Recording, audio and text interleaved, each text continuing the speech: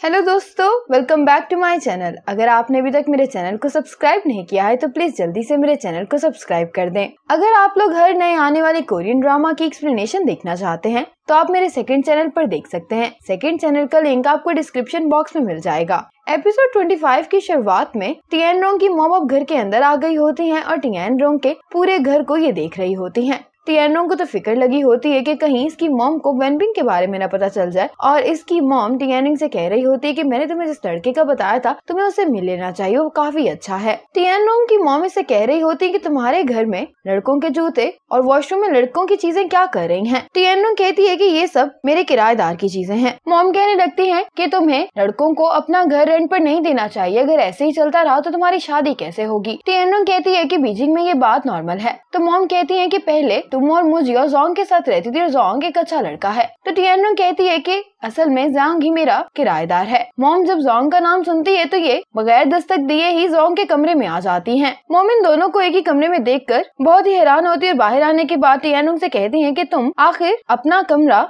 एक गे कपल को कैसे दे सकती हो। ये दोनों बेचारे तो शर्म से पानी पानी हो रहे होते और जोंग कहता है कि आंटी आप जैसा समझ रही हैं ऐसा कुछ भी नहीं है। अभी टियान रोंग मॉम से कहती है कि वेनबिंग मेरा बॉयफ्रेंड है। टियान रोंग की मॉम वेनबिंग पर गुस्सा करने लगती हैं और कहती हैं कि तुम आखिर जोंग के कमरे में क्या कर रहे थे। ये वेनबिंग से सवाल पर सवाल ही पूछे जा रही होती है और इसको कुछ भी एक्सप्लेन करने का मौका ही नहीं देती। टियान रोंग अपने रूम में जाती है और अपनी और वेनबिंग की वेडिंग फोटो लाकर अपनी मॉम को दिखा देती है और कहती है कि मॉम वेनबिंग को डांटने का कोई फायदा नहीं है क्योंकि मैंने और वेनबिंग ने शादी कर ली है। अपनी मॉम को यकीन दिलाने के लिए टियान रोंग शादी के सर्टिफिकेट्स भी दिखाती है। इनकी शादी की वीडियो देखकर टियान रोंग की मॉम इमोशनल हो जाती हैं और फिर ये वेनबिंग से कहती है कि आखिर तुम मेरी बेटी से मुझसे मिले बगैर कैसे शादी कर सकते हो, तुम्हारे मैनर्स कहाँ पर हैं। वेनबिंग कहता है कि मैं आपसे माफी मांगता हूँ क्योंकि इसमें मेरी गलती है। वेनबिंग टियान रोंग की मॉम को जूस देता है और कहता है कि मैं टियान रोंग से बहुत प्यार करता हूँ और मैं सारी जिंदगी इसे बहुत अच्छे से रखूंगा। टियान रोंग मेरी नजर में एक परफेक्ट लड़की है और ये मेरी खुशकिस्मती है कि टियान रोंग ने शादी करने के लिए मुझे चुना है। अगर आपको मेरी किसी भी बात पर यकीन नहीं आ रहा है तो आप मुझे चेक भी कर सकती हैं। टियान रोंग की मॉम कहती है कि अब तो तुम लोगों ने शादी कर ली है, ये सब चीजें फजूल हैं। टियान रोंग की मॉम कहने लगती है कि मैं अपनी बेटी को बहुत अच्छे से जानती हूँ। टियान रोंग कोई जज्बाती लड़की नहीं है। अगर उसने शादी करके हमें ये बात नहीं बताई है तो इसका मतलब ये है कि वो अपने फैसले पर कायम है। अब चूंकि तुम दोनों की शादी हो गई है तो तुम भी हमारी फैमिली का हिस्सा हो और अब हमारी फैमिली तुम्हें बेटों की तरह ही ट्रीट करेगी। इसीलिए मैं उम्मीद करती हूँ कि तुम्हारी फैमिली भी टियान रोंग को बहुत अच्छे से ट्रीट करेगी। वेनबिंग कहते हैं कि मैं वादा करता हूँ कि ऐसा ही होगा। टियान रोंग और इसकी मॉम बहुत इमोशनल हो गई होती हैं। टियान रोंग की मॉम इसको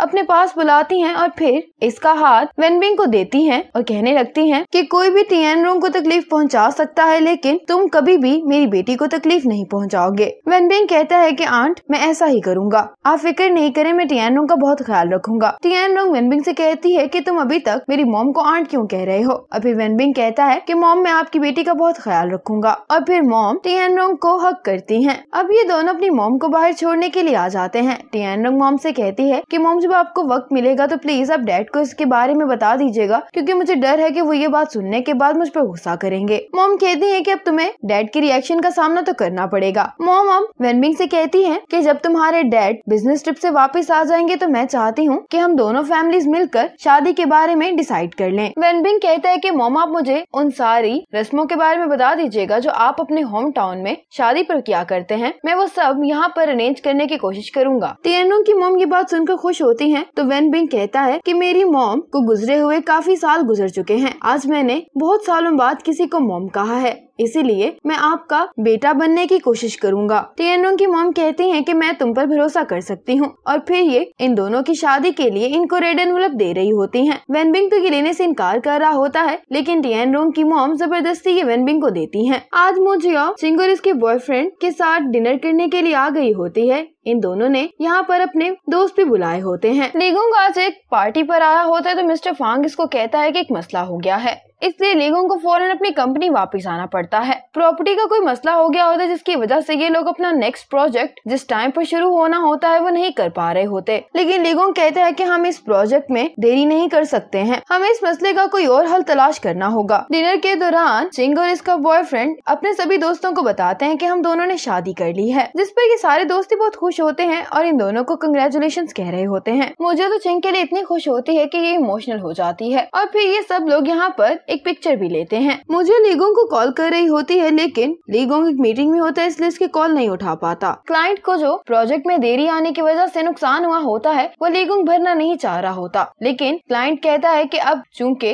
तुम लोगों ने प्रोजेक्ट में देर किए तो कॉन्ट्रैक्ट के मुताबिक तुम लोगों को मुझे पैसे देने ही होंगे। ये लीगोंग को एक गेम खेलने का कहता है। लीगोंग इसके साथ कार्ड्स की गेम खेलता है, लेकिन इसका क्लाइंट जीत जाता है, इसलिए लीगोंग को इसको पैसे ट्रांसफर करने पड़ते हैं। बाहर आने के बाद लीगोंग मिस्टर फोंग से कहता है कि ये पैसे तुम मेरे पर्सनल अकाउंट से क्लाइंट को ट्रांसफर करोगे, क्योंकि मैं अपने ग्रुप को फायदा तो दे सकता हूँ लेकिन नुकसान नहीं। लीगोंग मुझे को कॉल करता है तो मुझे कहती है कि तुम कहाँ पर थे, मैं तुम्हें इतनी कॉल्स की कॉल क्यों नहीं उठा रहे थे। लीगोंग कहता है कि मैं मीटिंग में था। मुझे कहती है कि तुम मुझे परेशान लग रहे हो, इसीलिए मुझे लीगोंग के लिए वही गाना गाती है जो इसने लीगोंग के लिए पहले गाया होता है। ये सुनकर लीगोंग को बहुत अच्छा लगता है। कॉल के बाद मुझे को लगता है कि इसे इस वक्त लीगोंग के साथ होना चाहिए और फिर ये फ्लाइट पकड़ती है और दूसरे शहर आ जाती है जहाँ पर लीगोंग होता है। लीगोंग मुझे को कॉल करके पूछता है कि क्या तुम सो गई हो, तो मुझे कहती है कि मैं यहाँ पर हूँ। लीगोंग कहता है कि तुम यहाँ पर क्या कर रही हो। मुझे कहती है कि मैं तुम्हें बहुत मिस कर रही थी, इसलिए मैं तुमसे मिलने के लिए आ रही हूँ। लीगोंग भी अंदर आकर बैठे ही होता है कि इसको मिस्टर फोंग की फिर कॉल आ जाती है कि फिर से गड़बड़ हो गई है और लीगोंग को यहाँ से जाना पड़ता है। फिर जब मुझे को मैसेज मिलता है लीगोंग का तो ये बीजिंग वापस आ जाती है। टिएनरोंग अपनी नाइट शिफ्ट कर रही होती है तो ये देखती है कि मुझे बहुत थकी हुई दिखाई दे रही है। टिएनरोंग को मुझे की बहुत फिक्र हो रही होती है तो अगले दिन सुबह ही ये मुझे से मिलने के लिए आ जाती है। टिएनरोंग अब मुझे के पास बैठ जाती है और उसे पूछती है कि क्या तुम्हारी लीगोंग से लड़ाई हुई है। टिएनरोंग कहती है कि मुझे झूठ नहीं बोलो, मैंने कल रात तुम्हें कहीं जल्दी में भागते हुए देखा था। मुझे कहती है कि तुमने मुझे कैसे देखा था, तो टिएनरोंग इसको बताती है कि मैं यहाँ के मॉनिटरिंग सेंटर में जॉब करती हूँ। मुझे टिएनरोंग से कहती है कि तुम दिन रात कितनी जॉब्स करती हो, अगर तुम ऐसे ही काम करती रही तो बीमार हो जाओगी। टिएनरोंग कहती है कि तुम मुझे ये बात नहीं कह सकती हो क्योंकि तुम भी सारी रात जागकर काम करती हो। मुझे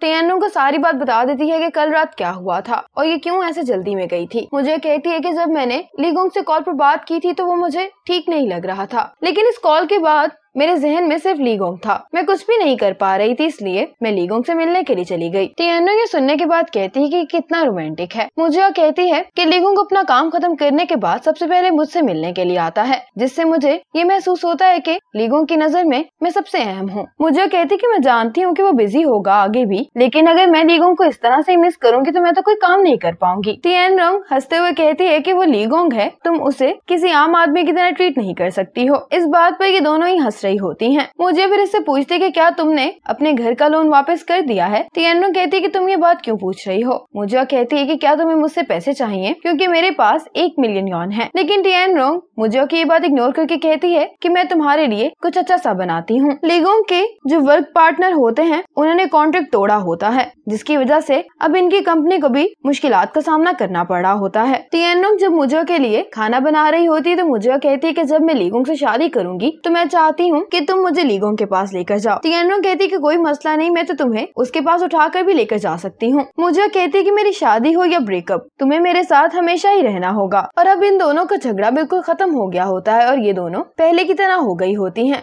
मुझे नूडल्स खाते हुए टिएनरोंग के साथ मजाक कर रही होती है। ये दोनों बहुत ही खुश होती हैं कि मुजिया को एक मैसेज आता है जिसको देखकर इसके चेहरे से खुशी गायब हो जाती है और इसी मोमेंट पर एपिसोड 25 भी खत्म हो जाती है।